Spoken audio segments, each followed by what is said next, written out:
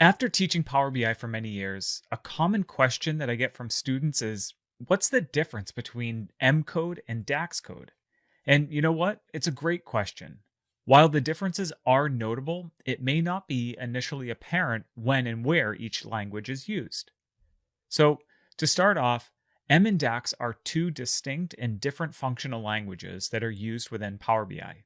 M code is used within the Power Query editor. Remember that this is the back end of Power BI, and is designed specifically for extracting, transforming, and loading data into Power BI's data model. And DAX code is all about analyzing relational data models and is used in Power BI's front end. So here's an example of some M code that's showing the change type applied step in the territory lookup. So from the code comments in green here, we can see that this M code is adding a new step called change type, and that's happening directly after we've promoted the first row to header, and then changes the data types for territory key, region, country, and continent. The M code generated here can only be accessed and edited from within the query editor.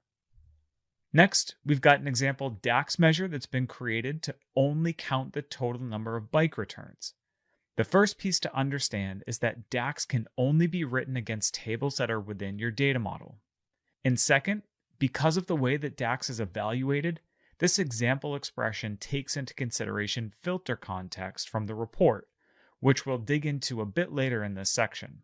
But for now, the key item to understand is that M code is created and used in the query editor, and DAX code is created and used in the front end. All right, so now that we've had a brief introduction to DAX, explored the differences between M and DAX and where they're each used, let's pick things back up and explore calculated columns a bit more deeply.